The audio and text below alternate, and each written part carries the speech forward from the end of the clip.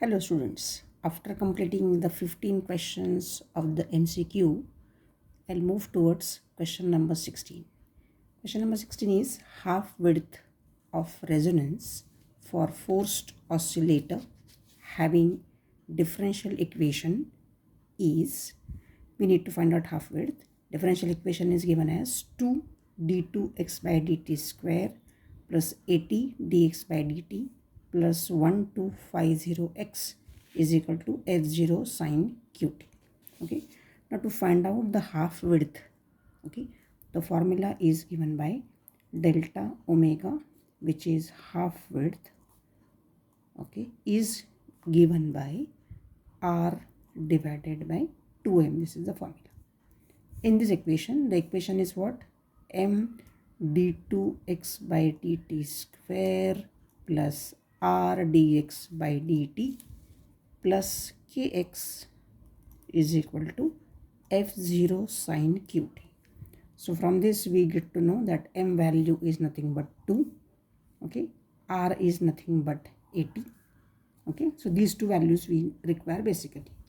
So substitute the value of r is 80 divided by 2 into m is also 2, so which means 80 divided by 4 gives you total 20. 4 2s are 8, 20. So therefore answer will be C, which is 20 radians per second. Next one, question number 17 is pitch of sound depends on what? So this we have seen in the last chapter, which is Doppler effect, okay, and sound. There we have seen that the pitch of sound basically depends on frequency, okay. So therefore answer A is correct. Question number 18, the unit of force constant is, okay. So in the equation, this differential equation, m d2x by dt square plus r dx by dt plus kx. So k is my force constant, okay. So basically force constant k will have the unit simply Newton per meter, okay, because we use the word, I'll tell you a little bit theory again, F proportional to x. So therefore F is equal to minus kx, and everybody knows the sign, reason behind putting the minus sign. So if at all I want F, so it is F by x. F unit will be Newton, x will be meter. That's the reason Newton per meter, which is obvious, okay. So this is the way we'll move towards next question, which is question number 19. Question number 19 is the kinetic energy of a particle executing SHM, simple harmonic motion, is 16 joules, okay, when it is at its mean position. If the mass of the particle is 0.32 kg, then what is the maximum velocity of the particle? That's the simplest possible question. So first we'll write what is given. What is given to us? Kinetic energy, which is 1/2 mv square, okay, which is nothing but the value is 16 joules, okay. The formula, this is the normal formula I used, but at mean position, okay. Mean position means the value of x to be 0. So what is the value of k? Basically kinetic energy, which I taught you earlier, which is half m omega square a square minus x square. Now I want that mean position. Mean position means x is equal to 0. Fine. So what will happen? Kinetic energy, if x is 0, I'll get half m omega square a square is my value of kinetic energy. Fine. Now in knowing the value, okay, and what they are saying, kinetic energy is 16 joules when it is at the mean position, okay. So now what we need to know, suppose this is my formula, k is half m omega square a square minus x square, and when the value of x is 0, you get half m omega square x square. So I'll write this as half m a omega bracket square or omega square a square.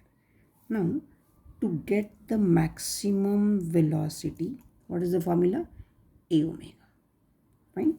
So if the maximum velocity of the particle is asked, fine, so what we'll try and do, if kinetic energy value is given to us, how much is the kinetic energy value given to us?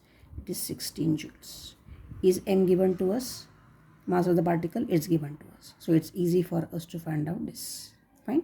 So therefore we can say that the value of mass is how much? We'll say k is equal to half into 0.16. Mass is 0.32. 0.32. Very sorry.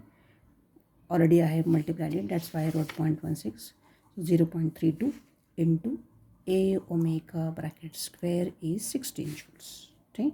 So this will become 0.16. Okay. So therefore I can say A omega square is 16 joules divided by 0.16. That is nothing but 1600 divided by 16, which is 100. So therefore I can say if A omega bracket square is 100, this obvious gives you A omega has to be 10 meters per second. So the maximum velocity of the particle, which is V max, is nothing but 10 meters per second. Therefore answer is B, correct. Okay. Next question, question number 20. Two trains are approaching each other with speeds 60 kilometers per hour and 45 kilometers per hour. A whistle of frequency 512 Hz is sounded by the first train. Calculate the frequency of the note heard by a listener in the second train before and after the train pass each other, and speed of sound is given to be 332 meters per second. Very interesting problem. So we can say, suppose this is train, will give the name A, and other train which is train B. Okay, they are approaching each other, so I should put the arrows like this. Okay, now the speed of the first one is how much? This is source, we can say, and this is the listener. Right? So if this is source, speed will be Cs. If this is listener, speed will be Cl. Okay. In this case, what is the value? 60 kilometer per hour. So if you convert that into meters per second, it will turn out to be 16.67 meters per second. Multiply by 1000, divide by 3600. Fine. As far as Cl is concerned, they have given the value 45 kilometers per hour. If you multiply it by 1000 and divide by 3600, you will get it 12.5 meters per second. Fine. So now the formula in the first case, we want two answers. One is before, other is after. So for before, the value is, the formula is n dash, which is apparent frequency, is C plus Cl, which is speed of the listener, divided by C minus Cs into n. This is the formula for before the train pass. Correct. So now I need to know this n dash value. So how much is C? It is given 332 plus how much is Cl? Cl it's 12.5. Fine. Divided by C is 332 and Cs is 16.67 into the 512, which is n given to us. So if you simplify this, you get the answer 344.5, because 2 plus 2 is 4, 3 plus 1 is 4. So 344.5 divided by 315.33 into 512. So if you simplify this, you get the answer 559.3 Hertz. This is before. So in this case, we can say n dash is greater than n. N is how much? 512. N dash is how much? 559. This is the first thing. Now for the after the train pass each other, in that case, n dash will become C minus CL upon C plus CS into n. Okay. So again, 332 minus 12.5 divided by 332 plus 16.67 into 512. Okay. So if we simplify this, you get the straightforward answer to be 469.16 hertz. Okay. So we need to check the answer. First answer is 559. 559 and second should be 559 and 469. So answer B is correct. 559.3 and second is 469.16. So you need to be very perfect as far as choosing the answer is correct. Okay.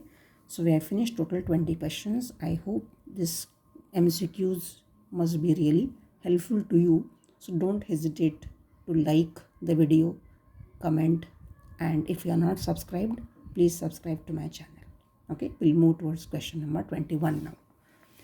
Question number 21 is, who developed the procedure used to measure the size of an earthquake? Okay, so this is very obvious question. Everybody has listened to the word Richter. Okay, so therefore Charles Richter is the name of the scientist who discovered, okay, how to measure the size of an earthquake. This is 7.5 or 8 or it's 4.5 or 3.2. All these numbers you get to know from the graph, that is seismograph. Okay, that was developed by the scientist Charles Richter. Okay, question number 22 is, a sound wave is an example of dash wave. This is again chapter number 4, which we have discussed in details. Okay, sorry, 5. Okay, so therefore obviously a sound wave is a longitudinal wave. So answer B is perfect. Okay, next we'll go to the question number 23.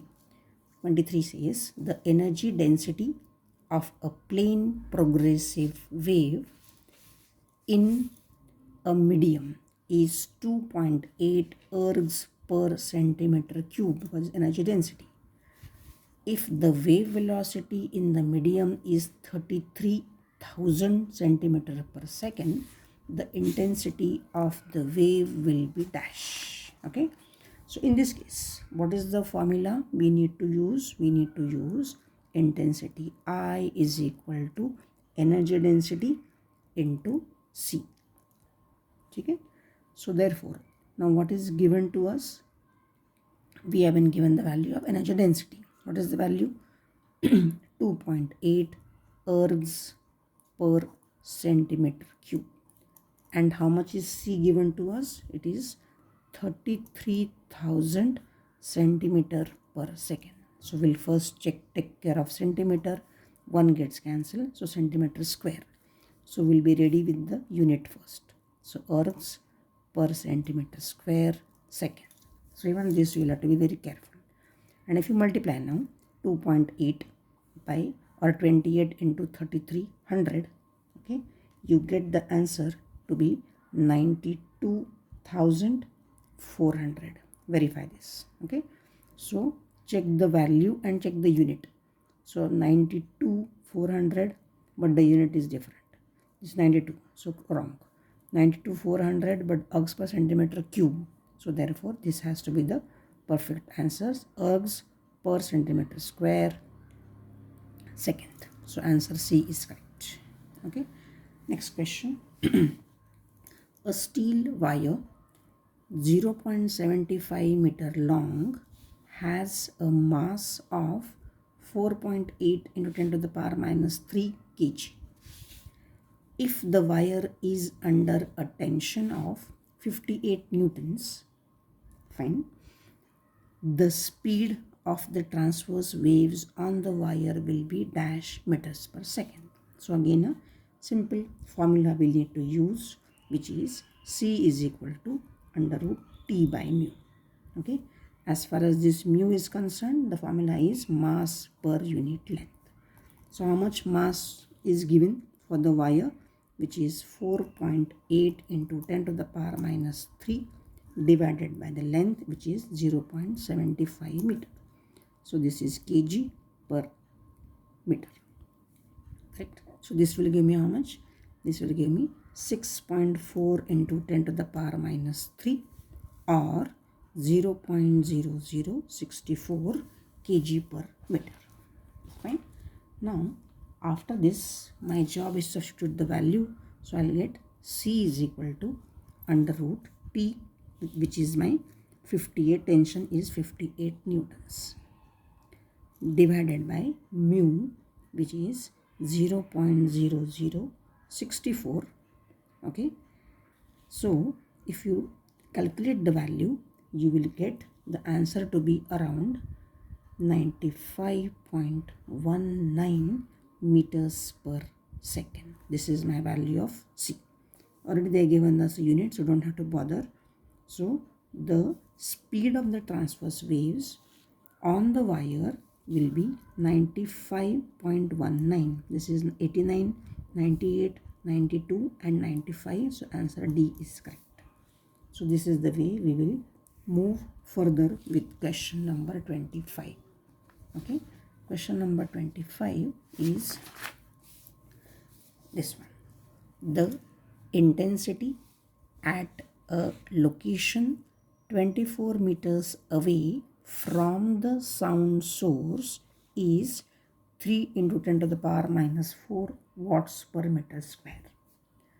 Assuming sound is emitted uniformly in all directions by a public address system, the intensity at a spot what is 48 meters away will be dash.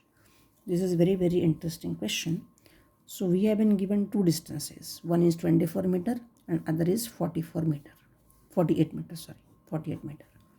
So what I can use the formula? I can use the formula intensity is equal to power upon area.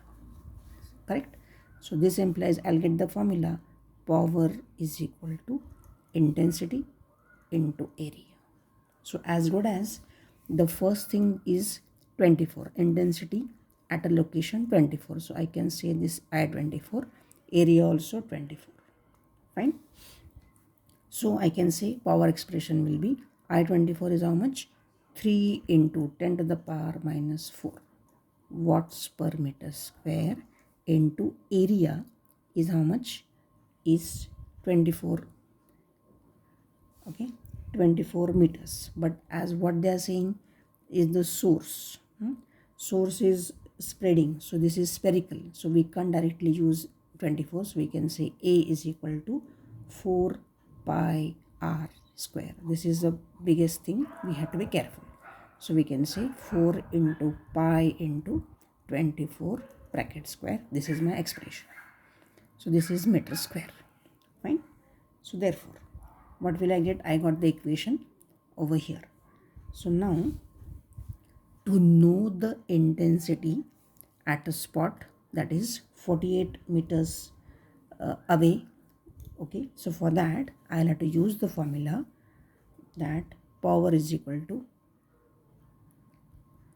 I44 into area 48. I'm making mistake, 48 and 48. Fine. So therefore, what I need to know? I need to know I48. Okay. So I can say I48 is equal to power divided by area. Fine. Substitute the value of power. Okay. And simplify the question. So I can say I48 is equal to a power expression. Power expression is this: 3 into 10 to the power minus 4 into 4 pi 24 bracket square divided by area. So area will be 4 pi into 48 square. So cancel 4 pi. So So this is 3 into 10 to the power minus 4 multiplied by 24 by 48 bracket square. Correct? So 24 2s are 48. Correct? So this will give me 3 by 4 because this is 2 square. So 3 by 4 10 to the power minus 4 will give me 0.75 10 to the power minus 4 or 7.5 10 to the power minus 5. Fine. So the unit now. Okay. The unit will be watts per meter square because this is I. I will be P by A. P will be in watts. A will be meter square. So I'll have to be very clear about the units, which is watts per meter square. So first is the unit. So watts per meter square. So these two options are correct. These two are wrong. So 7.5 10 to the power minus 5 watts per meter square. So answer A is perfect. This is the way we can choose the proper number. Next question. The potential energy of a particle in simple harmonic motion at a distance x from the equilibrium position is dash. So formula we know very well. Okay, what we use usually, we say that the equation for displacement is A sine omega t plus phi is displacement. Then we need to know the kinetic energy is half mv square. So if you substitute, we can get the value equation. This we are done in theory already. So m omega square a square minus x square, which is half mv square. So v value, if you differentiate this dx by dt, will get velocity. Substitute the value, you will get this answer. Nothing difficult. Similarly, potential energy will be half kx square. Okay, so this answer is half m omega square x square. So these are the values of kinetic energy and potential energy after knowing the displacement relation. Okay, so therefore, what is the question? Potential energy of a particle in simple harmonic motion at a distance x. Correct? So half m omega square x square is the relation. Therefore, I can say option A is perfect. Okay. Next question. Question number 27. Doppler effect does not occur when. Okay. So as far as Doppler effect is concerned, we know this is does not. So read the question carefully.